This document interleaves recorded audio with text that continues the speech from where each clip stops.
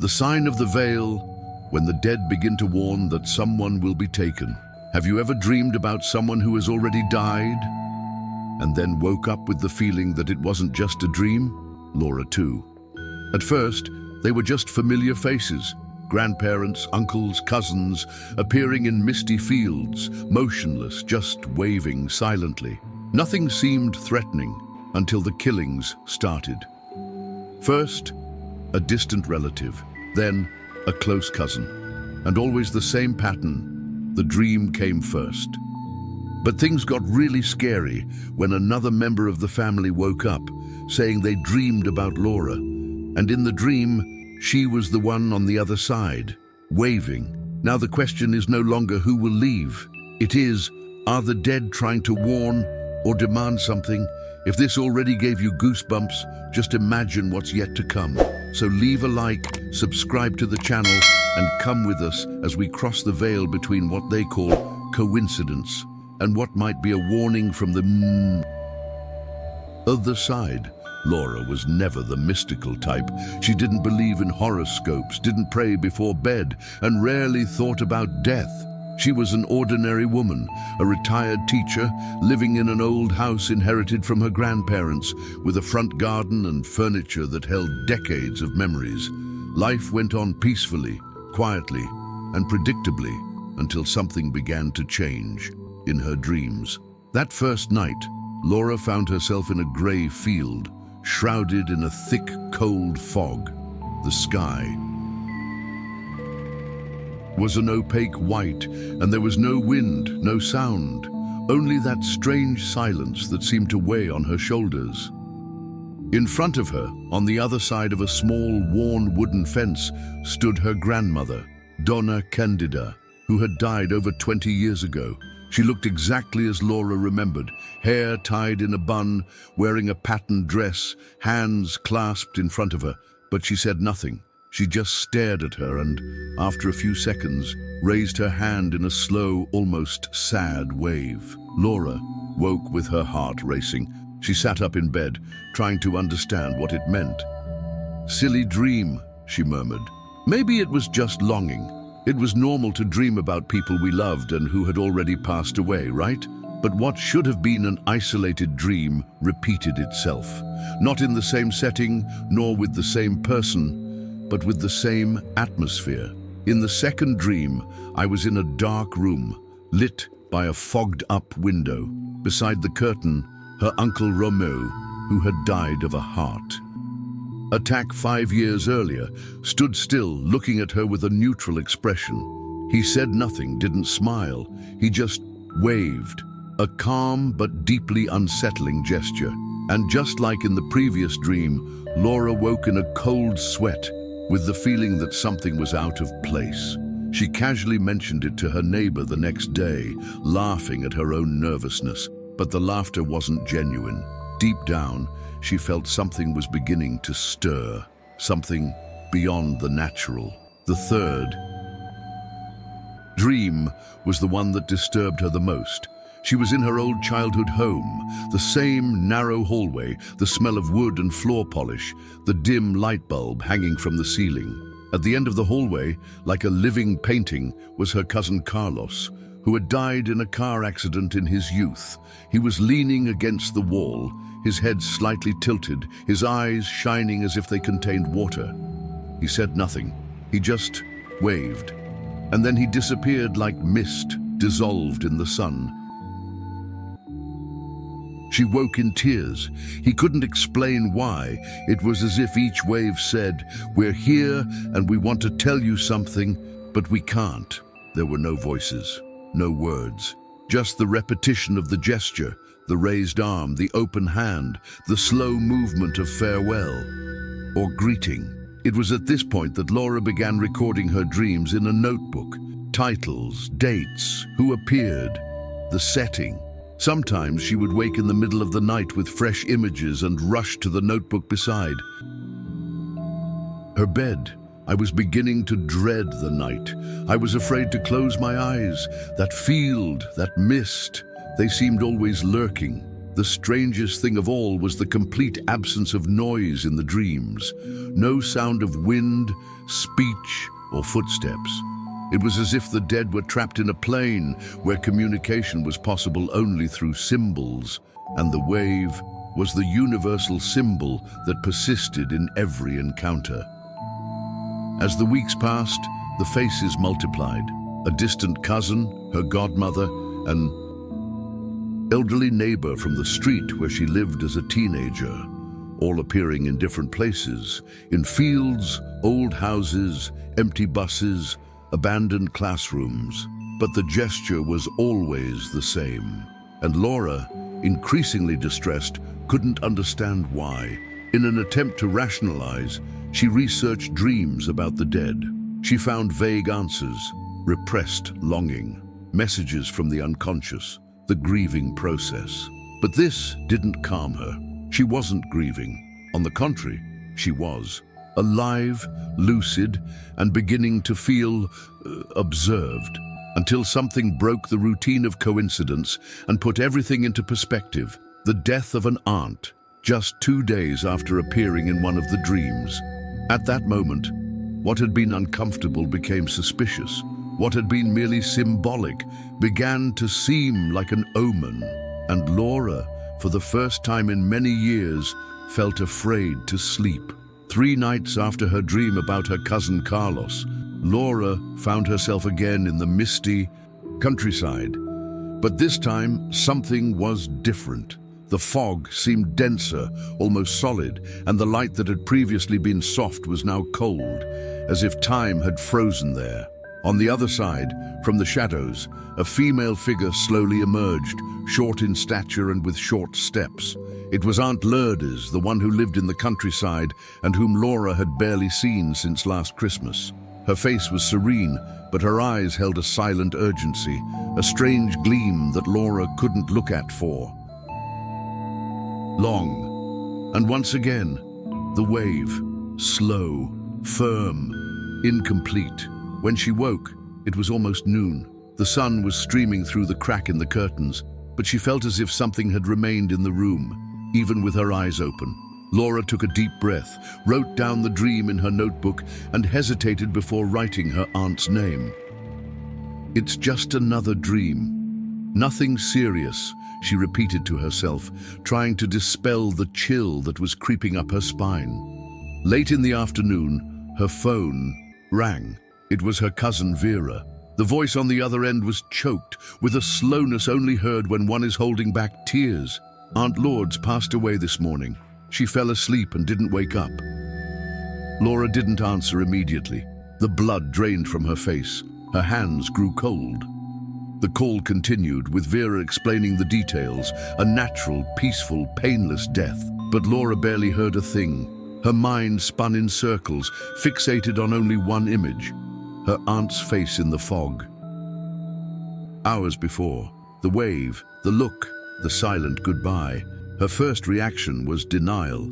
"Coincidence," she said aloud, as if that had the power to erase what she'd felt. After all, people die every day, and dreaming about a deceased family member wasn't uncommon. But Laura knew deep down, that it wasn't random. And this knowledge, however silent, grew like a crooked root inside her, slowly cracking the wall between what she believed to be reality and what now seemed possible. The following week, Laura avoided talking about the subject. She didn't tell anyone about the dream. At her aunt's funeral, she remained silent, simply observing. But the misty countryside wouldn't leave her alone. It returned to her thoughts in the most mundane moments, while washing dishes, while reading on the couch, while waiting for the coffee to brew. And with it, the memory of the wave grew stronger. The confirmation of the strange connection between dreams and death came cruelly. A new dream, quicker, more opaque. This time with her great-uncle Elias, a quiet man she had barely known in life. In the dream, he stood on the bank of a still, dark river, saying nothing. He just looked at her and waved. 2 days later, another call. Elias had suffered sudden cardiac arrest. He died in the hammock on the porch while reading the newspaper. Laura, upon receiving the news, didn't cry, didn't scream, didn't question. She simply closed her eyes and said, hollowly, again, what had once been.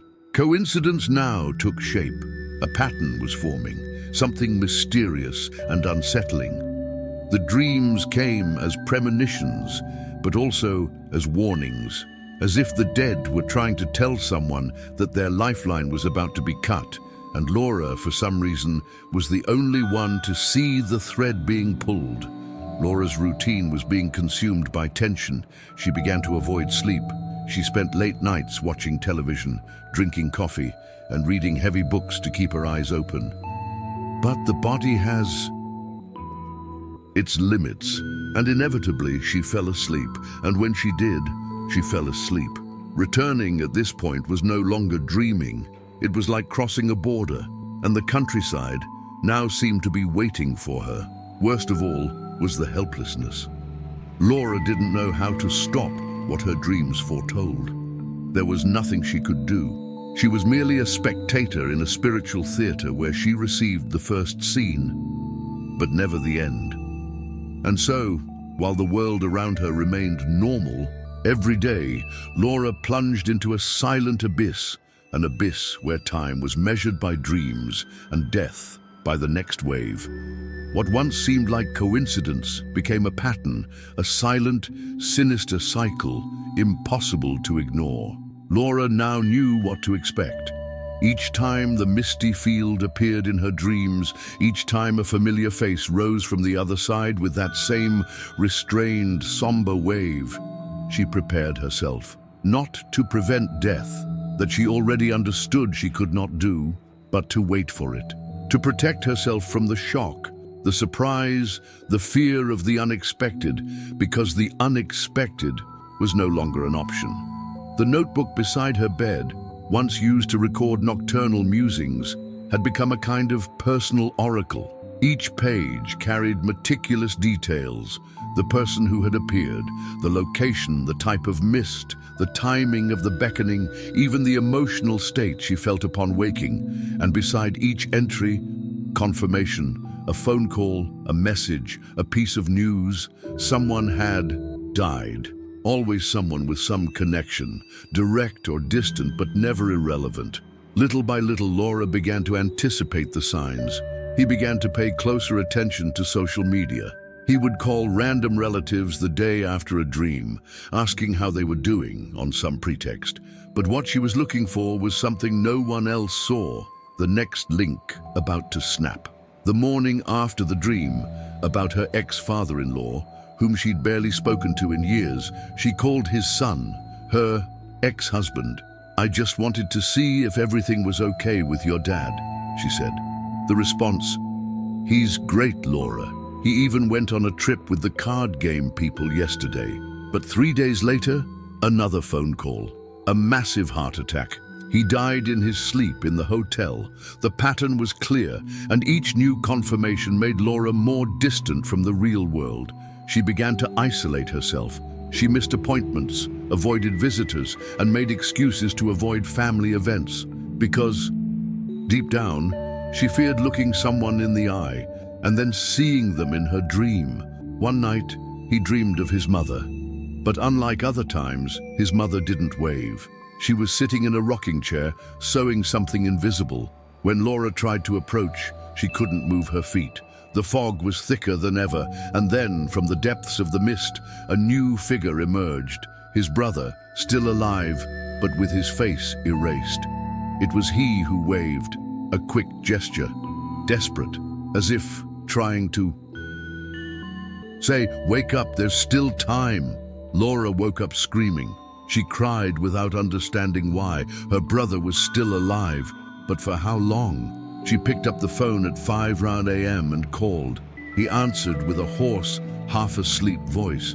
Everything was fine, or so it seemed, but Laura sensed something was wrong, very wrong, and that's when the pattern stopped being just a warning. It became a burden, a curse, because now Laura was afraid to know, afraid to see, afraid to sleep. He began taking medication. He bought natural tranquilizers. He tried suppressing his dreams with chamomile tea, lavender essential oil, and scented pillows. But nothing worked. When sleep came, the countryside waited. Always there, always the same, always hungry. Repetition didn't lessen the impact. Quite the contrary. Each new dream seemed more intense, more real. The faces became clearer. In some cases, the dead seemed to try to communicate with their eyes that shone as if filled with water, but didn't. Shed tears. It was as if they all knew something Laura didn't yet fully understand, as if, little by little, they were preparing her for something greater, something inevitable. One night, instead of just one face, he saw 5. A whole group, all side by side, waving silently, unblinking. Laura woke gasping for breath, as if she'd run a marathon, and deep in her soul she felt it. That week, more than one death would come, and it came. 2 cousins, victims of a car accident, and the father of a childhood friend, hospitalized with COVID, succumbed. 3 deaths in 5 days, 3 presences in dreams, 3 beckons. From that moment on, Laura stopped fighting what was happening. She accepted it. She didn't understand why, but she understood that she was part of something bigger, something spiritual, a flow of which she was the visible current. But accepting did not mean being at peace, because with every wave came a premonition, an energy that lodged in the stomach, that ached in the chest, that made the hands tremble. It was like carrying on one's shoulders the news of others' deaths and being unable to do anything about it. And yet, she continued, because she had no choice. And it was in this heavy silence, in this space between fear and acceptance, that Laura began to ask herself, why her? Why always her? And what were the dead really trying to say with so much silence? When Laura realized the dreams wouldn't stop, nor could they be ignored, something inside her snapped. It was no longer just fear of what she saw in the foggy early mornings. It was a deep restlessness, a silent desperation for answers. The pattern was too clear to be coincidence, but too obscure to be understood with ordinary logic. And so it was that even though she was a natural skeptic, she decided to search for something she had never considered in her life: spiritual explanations. The first attempt was clumsy. He quickly searched for interpretation of dreams about the dead. Omens of a death in dreams, when a dream repeats itself and becomes a warning. The internet returned an avalanche of esoteric blogs, confusing videos, and forums filled with stories even scarier than his own. But among the pages, something caught his eye. A comment on an old forum said, almost like a hidden whisper, "When the dead call you in dreams, it's because the veil is thin and you are sensitive to it." The word veil kept resonating in Laura's mind. It was the first time she'd encountered a metaphor that seemed to make sense. The veil, as if there were a curtain between the living and the dead, a translucent border. And if she was sensitive to this border between worlds, perhaps the dead were using it to manifest themselves. But why? Why with her? Restless, Laura decided to seek out a specialist. She didn't want charlatans or internet gurus. She wanted someone serious, with real experience. Then an acquaintance recommended a woman named Sonia, a scholar of spirituality and mediumship, respected in the field for her work with regressions and cross-plane connections. She won't tell you what you want to hear. She'll tell you what you need to understand, she heard. The meeting with Sonia took place on a cloudy afternoon. The house was simple, but it had a strange aroma, something between incense and antique wood. Sonia, a woman in her early 60s with small eyes and slow gestures, welcomed Laura calmly, as if she already knew exactly what she brought with her. "You didn't come here out of curiosity. You came because you're carrying a spiritual burden, and you want to understand why he chose you," he said, before Laura could even explain her dreams. During the conversation, Sonia listened attentively, her eyes almost always closed, as if she could see through the words. When Laura finished recounting her dreams, Sonia took a deep breath and declared, "What you are experiencing is not a gift. It is a permission. The veil between the worlds thins from in time to time, and some people are born with the sensitivity to feel it, but only a few are chosen to be warned, and you were." Laura tried to understand. Warned about what? Just to know who's going to die? What's the point of that? Sonia explained calmly. Not all the dead appear to frighten or take. Many simply warn, sometimes to prepare, sometimes to alleviate guilt, sometimes to exact. Those who come to you seem silent, not for lack of voice, but because it's not yet time for them to say everything. And that, my dear, is the most dangerous part, because some messages arrive in parts, like pieces of a puzzle, and until the last piece emerges, fear is the only advisor. Laura fell silent. She felt the ground slipping from under her feet. So this is going to continue? Yes, and it will intensify. Sonia recommended that Laura keep the notebook, but also start a kind of emotional diary. Not only write down her dreams, but also how she felt throughout the day. What smells she noticed, what sensations arose, what repetitive thoughts surfaced. The dead can use symbols to manifest themselves. Words are rare on this plane, but feelings are bridges. At the end of the session, Sonia looked Laura in the eyes and said something that would remain engraved in her memory forever. They see you, and it's not by chance. You're part of something that's been forgotten, but not forgiven. On the way home, Laura felt as if she were carrying a new weight. It was no longer just the burden of seeing the beckoning in the fog. It was the suspicion that she was at the center of something greater, something ancient, something that surpassed common explanations and intertwined with the invisible roots of her lineage.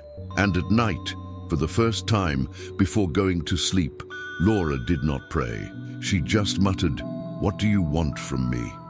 And the field responded in the next dream. After her consultation with Sonia, Laura could no longer view her dreams as isolated warnings.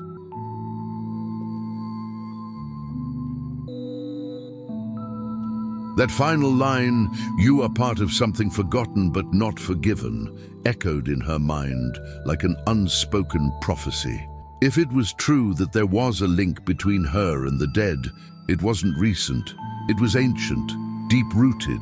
And if the key lay in something unforgiven, then perhaps it was a mistake, a debt, something left behind by those who had lived before her. Driven by this doubt, Laura returned to Sonia's house, her heart racing. "I want to know what was forgotten," she said, as soon as she entered. "If this has anything to do with me, with my family, I want to understand." This time, Sonia led her to a different session, a spiritual dive, a kind of guided regression, not to relive Laura's past lives, but to access, in her words, the cracks in time inherited by blood. With her eyes closed and her body at rest, Laura was guided by slow words, her breathing and images that surfaced in her mind like old scenes from a forgotten film. Gradually, a scene began to form, a rural village from ancient times, perhaps the late 19th century. A woman with long, dark hair knelt before a twisted wooden cross. She was weeping, and before her, another, older woman, with familiar features, kept her expression firm. There was something tense in the air, something unspoken. Sonia whispered, "Observe without judging. Just feel." Laura watched, as a silent spectator, as a ritual was broken. A promise made between two women of the same lineage, but one that was not kept. The younger woman had asked for help, a desperate plea to avoid a fate, perhaps a loss, a separation, an unwanted pregnancy. In return, she promised something sacred. But the promise was forgotten, and with the forgetting came the rupture. The older woman, betrayed, sealed the break with words that didn't echo but burned in the air. It was an ancient curse. a spell of silent blood. Laura awoke from the session with tears streaming, her body in shock, and a name on her lips. Antonia. She didn't know where it came from, but she was certain it was the older woman's name, and in that moment she understood. She wasn't just a spectator of the dreams. She was a direct descendant of the broken promise, and the beckoning of the dead were also demands. Sonia confirmed. Her maternal line carries a spiritual debt, an unfulfilled promise between women of the same family. This kind of breach leaves its mark over time, and when it's not resolved, she finds a new woman to remember. Laura asked if that meant she would be taken away. Sonia shook her head slowly. Not necessarily, but if you don't find the full origin of this debt, the choice may no longer be yours. From that day on, Laura immersed herself in family records. She sifted through old letters kept by her mother, recipe books, and yellowed photos. She discovered that one of her maternal great-grandmothers, Antonia, had been a midwife and healer, a respected but feared figure in the village where she lived. And she discovered, between the lines of the accounts, that one of her daughters, young Amelia, had mysteriously disappeared after a family feud. Amelia's name had been practically erased from family history, and when mentioned, it was always in whispers, something that's not talked about. Laura understood. The promise was between Antonia and Amelia. Something was broken, and the cycle of death began there. She began to realize that in every generation since then, a woman in the family had died young or faced profound loss. Her mother had lost a sister at 30. Her grandmother had lost 2 daughters. Now she was the one dreaming of the dead, and this could no longer be dismissed as a spiritual sensitivity. It was a calling, a summons, a debt knocking at the door. And perhaps, Laura thought, the misty field was more than a symbol of death. Perhaps it was the threshold between the promise made and the promise exacted, between what was denied and what must be paid. Deep in her chest, she now knew. The dead weren't just warning that someone was going to be taken. They were asking, will you pay what was denied to us? Or will it be taken away along with the forgotten promise? On the night when the cold cut through the cracks in the house and the wind howled through the trees like a lost child, Laura had the darkest dream of all, and the one most impossible to forget. It had been weeks since she'd discovered Antonia's name and the mystery behind the broken promise. Since then, the nights had grown heavier. Even without dreaming, she'd wake exhausted, with chest pains and a tiredness that seemed centuries old. During the day, the objects in the house seemed to move on their own. Pictures were misaligned, mirrors cracked, photographs fell from the wall without explanation. It was as if the room itself knew time was running out, and then dawn came. Laura felt sleep approaching like a cold wave pulling her in. She tried to resist. She turned on the lamp. She got up. She walked around the house, but it was in vain. Something was pushing her toward the pillow, as if invisible hands were guiding her. And when her eyes closed, she didn't see the misty countryside. Not right away. This time, the setting was different. An ancient hall with walls covered in darkened mirrors, carved wooden frames, and a cold stone floor. Around it, several figures, all familiar, all dead. There were his grandmother, his uncles, his Aunt Lords, his ex-father-in-law, and the cousins who died in the accident. They were silent, as always, but they didn't wave. They just stared. Their eyes this time had a dark gleam, as if they were disappointed or sad. And that's when she realized the most terrifying thing. There was someone on the other side, standing in front of everyone, also silent, also still. It was her, Laura, but not as she saw herself in the mirror.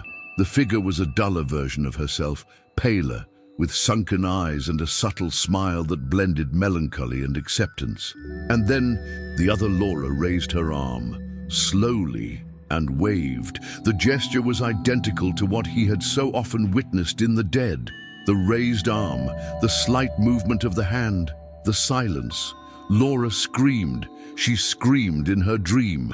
She tried to run, but her body wouldn't respond. She tried to talk to the others, but no one moved.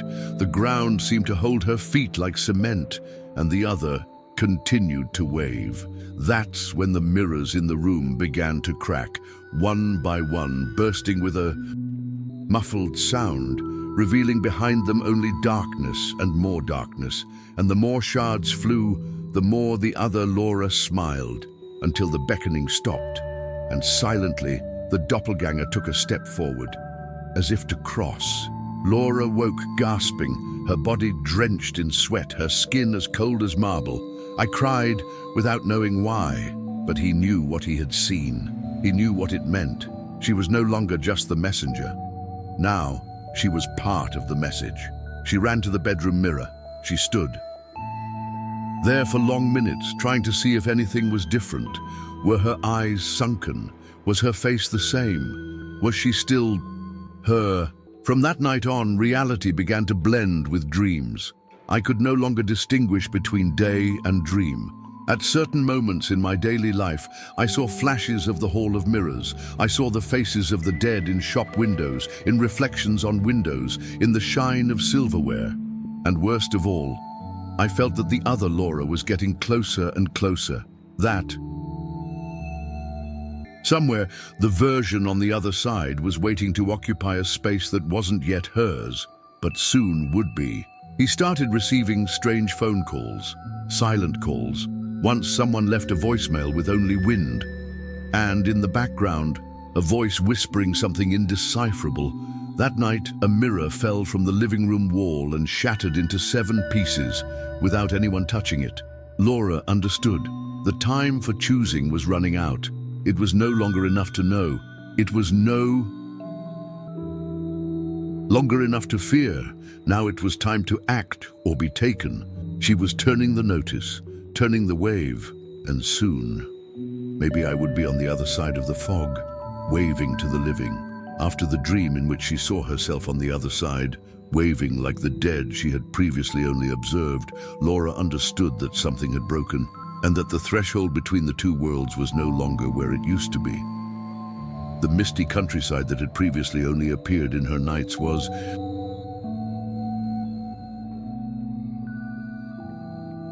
now beginning to seep into the cracks of her days, and what had once been symbolic became physical, real, tangible. The first sign was subtle but sure. Upon waking, she found the mirror in her room covered in a thin film of fog on the inside. There was no logical explanation. The window was closed, there was no steam, the weather was dry. She touched the surface with her fingertips and felt a cold shiver that ran up her arm and stopped at the back of her neck, as if an invisible breath enveloped her from behind. That same morning, walking through the house, something caught her eye on the bookshelf. An old childhood photo, housed in a dark wooden frame. But there was a disturbing detail. The frame was facing the wall, as if someone had carefully repositioned it overnight. Upon picking it up, Laura noticed something even stranger.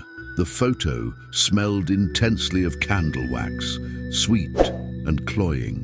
But there hadn't been a candle lit in the house for weeks. The feeling of being watched grew stronger. During the day, shadows passed at the back of the rooms, like fleeting figures always in the corner of the eye. At night, doors creaked softly, and it wasn't the wind. A nightstand drawer, always closed, opened twice in a row. Inside, it was an old necklace belonging to her great-grandmother Antonia, which Laura didn't even remember keeping there. In her mind, it sounded like an ancestral presence, stirring up her roots, stirring up forgotten memories. That's when something even more disturbing happened.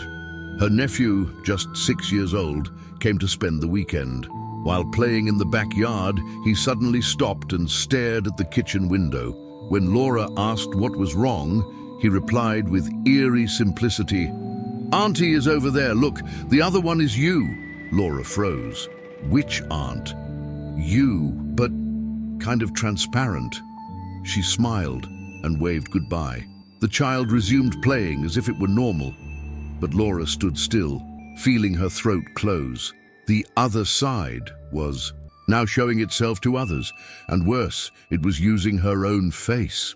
That same night, Laura received a call from her older sister, whom she hadn't spoken to in months. The voice on the other end was trembling. "Laura, I had a very strange dream. I dreamed about you. You were standing in the middle of a field, and you were waving goodbye to me, but it seemed so far away, like you were from a place where there was no way back." Silence. "Laura, are you okay?" She answered yes, but her voice faltered. She didn't want to scare her sister or confirm what she already knew. The pattern was reversed. Now it was no longer Laura who saw the dead waving. Now she was the one who appeared in the dreams of the living. Other reports came. A cousin called the next day, saying she'd dreamed of Laura sitting in a rocking chair, staring into a cracked mirror. A neighbor reported seeing her silhouette through the window at 3 a.m., but the house was empty as Laura slept in the back bedroom. And the lights were off. Things were growing, and not just in frequency, but in intensity. One morning, Laura heard the distinct sound of a chair scraping in the hallway. She got up, her heart pounding. When she opened her bedroom door, the hallway was dark, the air thick, as if invisible smoke were in the air. At the end, a chair from the living room sat facing her, alone, and on the seat, an envelope. Inside, a handwritten letter. She recognized the handwriting. It was hers, but she didn't remember writing that. The text said, "If I forget who I am, remember for me. If I am taken, find me where the mist begins. The promise needs to be remembered before it's too late." Laura fell to her knees. She wept, but no longer in despair. Now it was an anticipated morning, an absolute premonition that time was running out, and that the ritual of reconciliation needed to happen now. The house breathed the signs. Objects moved as if they had a will. The mirrors didn't reflect properly. The photographs whispered with their scents. The veil was almost torn, and Laura knew if she didn't honor her ancestral promise, she wouldn't just be taken away. She would become the new warning to the next woman in the lineage. For the next time I dream, Laura spent the entire day sitting in the living room armchair, staring at the old photograph of Antonia, her great-grandmother, a midwife and healer. The sun had already changed position 3 times, and she hadn't even noticed. The letter that had mysteriously appeared in the early morning was on her leg, crumpled by her trembling hands. The question now was no longer, "What's going on?" but rather, "What am I going to do with this?" Everything around her seemed to be pushing Laura in one direction, to act. But how to act? The visits from the dead had changed. The veil was almost completely unraveled. She herself appeared in the dreams of the living, and the messages were increasingly clear, even without words. Time was no longer a line. It was a cycle, and she was trapped within it. The curse was alive, pulsing through the bones of the lineage, passed down like a poisonous inheritance no one had been able to undo. Until now, Laura knew that passively accepting meant surrendering, becoming the next warning, vanishing from life like a mist that dissipates at dawn. But I also knew that breaking the cycle would require courage, surrender, a deep dive into pain that wasn't just hers, but had been forgotten by the entire family. And perhaps for that very reason, the choice fell to her. Someone needed to remember. She returned to Sonia's house for the last time. The spiritualist received her silently, as if she had been expecting it. After hearing everything that had happened since their last meeting, the moving objects, the dream reports, the letter written by hands that might have been hers and might not have been, Sonia let out a heavy sigh. You are at the crossroads. What you do now will determine not only your fate, but that of those who come after. Laura hesitated. If I do nothing, will I die? Sonia looked into his eyes firmly. Die, perhaps not. But you will cease to be you. You will carry a weight that is no longer human. You will wander between the two sides, without peace, and sooner or later, you will be forgotten like the others, because oblivion is the price of cowardice. The words burned, but they awakened something. Laura felt an old, dormant anger at having been chosen, at having to pay the price for the failures of others. But at the same time, I felt the weight of a mission, a calling that would only be understood by those who bear scars they didn't ask for, but can no longer deny. Back home, she decided to begin. She spent hours sorting through old objects, trying to piece together the story of Antonia and Amelia. She gathered necklaces, scarves, handwritten recipes, fragments of letters without a return address. Everything that could represent the forgotten threads of the past. Late one morning, she lit 7 white candles and spread the objects in a circle. In the center, she placed the mysterious letter, and for the first time, she spoke aloud. Antonia, I hear you. I don't know what was promised, but I promise it now. For myself, for those who came before, and for those who are yet to come. I'm here to pay. It was at that moment that the candle on the right went out on its own. The silence of the house seemed to listen. The air grew denser, and inside her something loosened, as if a layer of ancient pain began to peel away. She wept. She wept as if burying centuries of sadness, because that's what she was doing. The next day, he decided to search historical records of the village where Antonia had lived. He discovered that indeed there was a woman by that name in the municipal archives, mentioned in a bulletin from the 1910s as a midwife responsible for saving lives and, according to the residents, also for taking some. Just a single line, but enough to understand that Antonia had been feared and revered.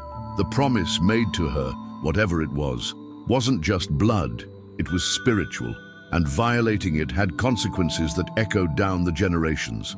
Laura understood that reconciliation wouldn't come with words alone. They needed to rebuild the broken connection. Choose not to run away. Choose to remember. Choose to feel. At dusk, she went to the old cemetery where she knew part of her family was buried. She chose a quiet spot, beneath a gnarled tree, and there she buried the ritual objects along with the letter. She whispered Antonia's name again, and this time she felt the air vibrate slightly, as if an ancient presence recognized her. Not as a victim, but as a bridge. Laura didn't know if that would be enough, if the curse would end there. But for the first time in months, when he closed his eyes, he didn't see the field, didn't see the wave. He saw only darkness and peace.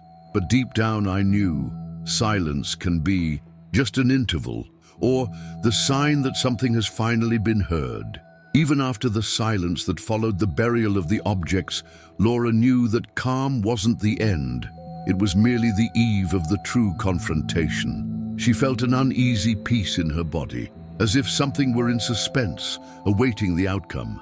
Dreams didn't come that night, but it wasn't comforting. It was like the emptiness of a room before a storm batters the window, as if the veil were watching, waiting for her final choice.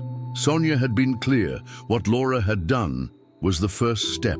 The true righteousness would come with the reconnection ritual, a deeper, more painful, more intimate process, not with the dead themselves, but with the ancestral wound opened by generations of silence and fear.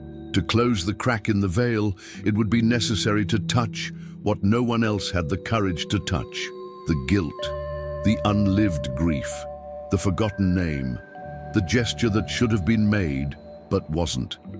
Guided by Sonia and a small group of mediums who would participate as spiritual guides, Laura prepared for the ritual. She was instructed to bring 3 elements. 1. A letter written to the betrayed ancestor, even without knowing the whole story. 2. A symbolic object that represented your maternal lineage. 3, something that carried the lost name, even if reconstructed only by intuition. The letter took days to write. It wasn't easy to speak to someone you don't know, someone who no longer has a voice, but Laura allowed the text to emerge from her deepest emotions. She wrote with trembling hands, letting tears fall onto the paper. It wasn't an apology. It was an attempt at a hug between broken times. It began, "Antonia, or whatever name you had before your family erased you, I remember you. I don't understand everything, but I feel your pain, and I want you to know that she passed through me. But she doesn't have to pass through anymore." The chosen object was a handkerchief embroidered with her grandmother's initials, a piece that had been passed down through 4 generations, kept at the bottom of a wooden box. She decided to write the name intuitively, Amelia. It was the name that had echoed since that regression, and she felt, with every fiber of her being, that it held the key. Amelia was the one who broke the promise, but he was also the victim, the broken link, and the lost chain. The ritual took place in the Serra da Luz field, a secluded, silent place where Sonia said, "The spiritual world whispers louder." Upon arrival, the wind was dense, charged with electricity, and the sky seemed suspended, as if time had stopped. The group formed a circle with salt and candles, with Laura standing in the center. The candles were lit in sequence, and an ancient melody, almost a chant in an unknown language, began to be sung. Laura was instructed to burn the letter slowly, letting the words turn to smoke as she read the contents aloud. Each line burned as if exorcising a pain. When she reached the last sentence, "I end with you what never belonged to me," one of the candles crackled, releasing a small blue flame. The handkerchief was buried along with a handful of earth that Sonia had taken from an old cemetery in Antonia's hometown, mixed with dried rue petals and guinea leaves. On top of this, Laura placed a small stone with the inscription, "Amelia," written on it, symbolically sealing the name that had been erased by history. At that moment, the wind ceased. Silence took over, and a warm breeze, soft as a whisper, passed through Laura's hair while the candles went out by themselves one by one. Laura closed her eyes and saw, but it wasn't the foggy field. It was a garden, colorful, calm, with flowers she didn't recognize, but that seemed familiar. And in the center, 2 women, one older with her hair tied back and a stern face, the other young with teary eyes. They hugged, they cried together. And then they waved, not to Laura, but to her. Laura awoke from her trance with her face wet with tears and a soft laugh on her lips. For the first time in months, her body felt like hers again, light, without the weight of other eras. She knew she hadn't defeated death, because no one does, but she had renegotiated with time, forged a new link with the past, closed an old door so another could open. But one doubt remained. What if the veil hadn't been torn, but had learned to respect her? The days that followed the ritual were strangely silent, but not like before. Not the silence of warning, the silence of a lurking presence, of a shadow that prowls. It was a restful silence, like that of the forest after rain, as if time itself had taken a long breath. For the first time in months, Laura slept soundly. No shadows, no hazy dreams, no veils floating at the edges of consciousness.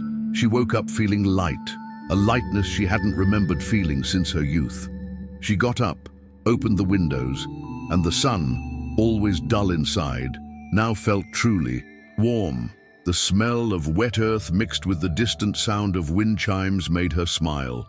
For the first time in a long time, she didn't expect to die. That afternoon, he cleaned the entire house. He rearranged the furniture, donated old objects, burned old papers, and replaced the broken mirrors. He breathed new life into the home, as if spiritually sealing the transition. He lit lavender candles, wrote a final farewell letter, not to the dead but to himself, and buried it in the garden, next to the roots of a tree he had planted with his mother when he was young. The strange visitors ceased. No paintings fell, no voices echoed, no photographs were moved. Dreams returned to simple, banal daydreams. A child running across an open field, a birthday cake, a forgotten laugh. The misty field was gone. There were no more waves, no more silenced eyes, no more copies of herself on the other side. And because of that, Laura began to wonder, is it really all over? Or has the veil just changed? And places. It was a subtle uneasiness. It wasn't fear. It was simply the awareness that the invisible never completely disappears. It merely changes form. And sometimes it waits. On the night of the 5th day after the ritual, Laura fell asleep early. Her body relaxed, the room smelled fragrant, the pillow cool. She slept like someone resting after a long exile.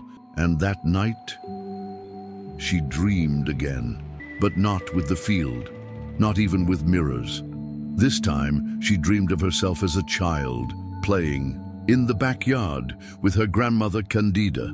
The scene was comforting, the sun was shining, the smell of cake was in the air, and her grandmother's wrinkled hands were braiding flowers into little Laura's hair. In the dream, she didn't see the dead. There were no waves. Until, from afar, someone was watching her. A solitary figure, standing among the trees, silent. The face was invisible, the body still. When the figure raised its hand, it didn't wave. It simply pointed at Laura, and then up at the sky, as if to say, it's not over yet, it's only just begun. Laura woke with her heart racing, but she wasn't afraid. She got up, went to the window, and looked up at the early morning sky, where a thin, high moon hung alone. She took a deep breath. The veil, perhaps, was still there, more subtle, more respectful, but not forgotten. The next day, he received an unexpected call. It was his distant cousin's granddaughter crying. She said she'd dreamed about Laura that morning. In the dream, Laura was standing under a dry tree, holding a lit candle and waving. That's when Laura understood. The cycle can be broken, but never destroyed. She was no longer the victim of the bloodline. She was now its guardian. And perhaps from then on, she would be the one to wave to others, not to lead, not to warn of death, but to remind them, there is something you need to see. There is a veil, and it still whispers. In the story's final scene, we see Laura sleeping, serene and peaceful, with a light breeze moving the bedroom curtains. The camera slowly pulls back, passes through the window, flies over the house, until it finds another room. A teenage girl lies there, sound asleep, and there, in the corner of the dream, amid the light mist of a field that seems to be appearing for the first time to her, is Laura, smiling and waving. Has the cycle been broken or just rebooted?